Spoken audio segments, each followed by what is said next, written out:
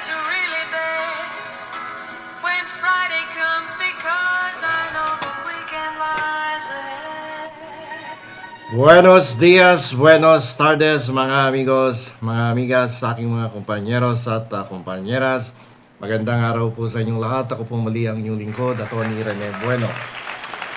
Ang ating pong pag-uusapan ngayon ay tungkol dito sa pinaplanong pagsasampa ng kasong plunder laban kay Escudero at kay Romualdez. 1 bilyon, 2 bilyon, 3 bilyon, hanggang kailan bibilangin ng pera ng bayan bago may managot. Sa gitna po ng ating pagbabalik mula sa bakasyon, Semana Santa, isang seryosong tanong ang bumubulaga sa ating lahat. Ito madalas ko ding tanungin sa aking sarili. At malamang kayo din po ay tinatanong nyo ang inyong mga sarili. Bakit hanggang ngayon ay wala pang formal na sakdal laban kay dating Senate President Chis Escudero at kay dating Speaker of the House of Representatives na si Speaker Romualdez, isa sa pinakamataas na opisyal ng ating bansa? Habang ang mga kalsada natin ay baha at ating mga bulsa ay butas, ang hustisya po ay sadyang mabagal o sadyang maingat lang sila. Ngayong gabi po, hindi lang po natin tatalakayin ang krimen. Uunawain po natin ang ating anatomy ng pagkakaantala. Bakit sobrang delay ang pagkilos ng ating pamahalaan? Dahil sa usapin ng plunder, ang maling hakbang ng gobyerno ay pwedeng maging laya ng mga akusado. Ako madalas akong tanungin ng aking mga kakilala at ng ating mga viewers, followers dito sa YouTube channel. Bakit nga ba sobrang tagal ang paghahain ng kaso? May binibigyan ba ng proteksyon? O baka naman sabi ng iba, allegedly, baka naman may hati-hati na dyan, may kahati na, di ba? Pero ayon po sa pahayag ni Ombudsman Jesus Crispin Boying Remulla nitong Abril 6, 2026, ngayong araw na to, ang kasong plunder laban kina dating Speaker Martin Romualdez at dating Senate President Chis Escudero ay inaasahan maihahain pa sa Mayo ng taong kasalukuyan. Sa Mayo, April 5 lang ngayon or 6 pala. So next month pa maihahain. Marami tuloy nagtatanong, bakit inabot ng taon? No? Bakit ganito katagal? So tingnan natin yung mga dahilan base sa ating legal na proseso. Bago tayo manisi. Okay. Tingnan natin yung volume of evidence, yung gabundok na dokumentong pinag-aaralan ng Office of the Ombudsman. Alam niyo po, ang investigasyon ay hindi lang nakatuon sa isang tao, kundi sa isang conspiracy. Ito yung tinatawag na sabwatan ng 2, 3, 4 o 5 tao o higit pa sa 5 tao na nakipagsabwatan upang magnakaw laban sa ating gobyerno. So dumating sa Ombudsman ang mga kahon-kahong dokumento mula sa Independent Commission for Infrastructure sa ICI na nag-imbestiga sa flood control project sa loob ng nakalipas na 10 buwan, di ba? O almost a year, no? Di ba? So, nakita natin sa news yan, no? Pinakita yan, hinatid ng truck. Ang daming kahon ng dokumento ang inendorso sa Office of the Ombudsman. So, dito, kailangang busisiin ang bawat kontrata, bawat bidding at bawat pirma mula noong 2020. So, panahon pa yan ni Speaker Velasco hanggang 2025. Ngayon, isang pagkakamali sa dokumento ay pwedeng maging mitya ng dismissal sa Sandigan Bayan. Ayan, so unti-unti makikita natin ang dahilan bakit medyo matagal ang proseso o paghahain ng reklamo sa Office of the Sandigan Bayan. Okay. Sa ilalim ng Republic Act 7080, ito po yung plunder law. Hindi sapat na ipakita lang na may nawawalang 50 milyong piso mula sa kaban ng bayan. Ang kailangan pa dito ay kailangang patunayan na may combination or series of overt criminal acts. Yan, na-explain na natin to ng mga nakaraang episode, itong tungkol sa pandarambong.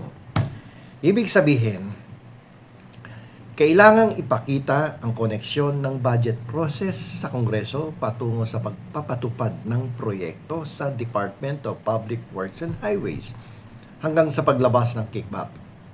Ang pagbuo ng chain of evidence na ito ang pinakamahirap na bahagi. Okay? So, palagay ko naman, nabubuo na sa isipan ninyo. Ay, ganun pala. Kaya mabagal. Hindi pala sinasadya. Sadya lamang na sila ay nag-iingat sa pag-iipon ng katibayan laban sa binabalak na sampahan ng reklamong pandarambong. Okay, punta tayo doon sa reasonable certainty of conviction policy. Binigyan din ng kampo ni Romualdez sa pamamagitan ng abogadong si Ade Fajardo na ang ombudsman ay dapat sumunod sa panuntunan na magsasampa magsasampa lang ng kaso kung may reasonable certainty na mananalo to. So, yung kagad na sinabi niya.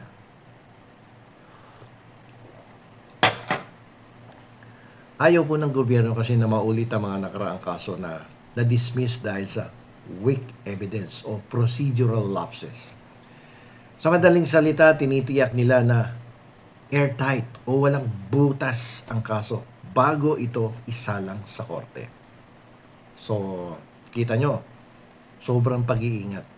Ayaw basta-basta magsumite ng ebidensya na hindi talaga makakakita na meron talagang reasonable certainty of conviction.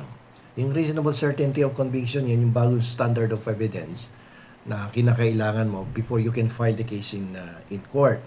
Before, probable cause lang, okay na. Pero ngayon, iba na. Okay. Dahil matataas na opisyal ng sangkot, ang ombudsman ay kumikilos ng may sobrang pag-iingat upang maiwasan ang akusasyon ng political persecution. Yan ang kadalasang ginagawang dahilan ng mga politikong nasasakdal o nasasangkot sa pandarambong. Yung iba nga nasa abroad na, di ba? Sabi politically persecuted daw sila. Okay. So, yung bawat supwena at bawat clarificatory hearing ay kailangan dumaan sa tamang proseso upang hindi ma-question sa Korte Suprema ang proseso ng kasong ito. Okay. So nakita nyo na yung pinaka-picture of the case kung bakit ganito kabagal ang takbo ng kaso sa ombudsman papunta dun sa Sandigang Bayan. Ito kasing pagong na usad ng ating hustisya ay madalas nating ikinagagalit. Naasar tayo, di ba? Bagal-bagal, di ba? Ngunit sa usapin ng plunder, kailangang tandaan.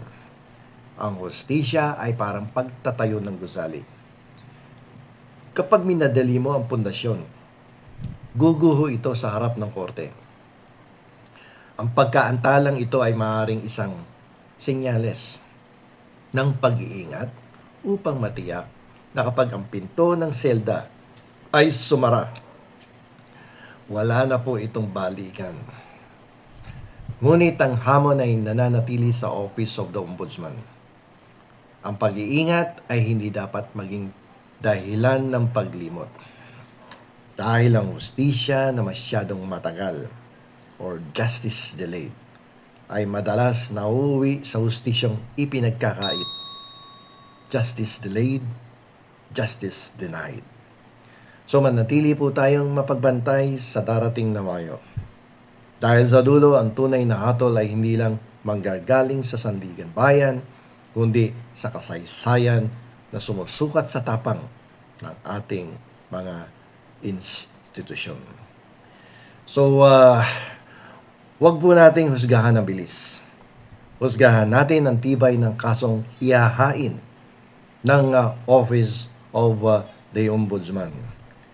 ang 50 milyones ay pera po natin.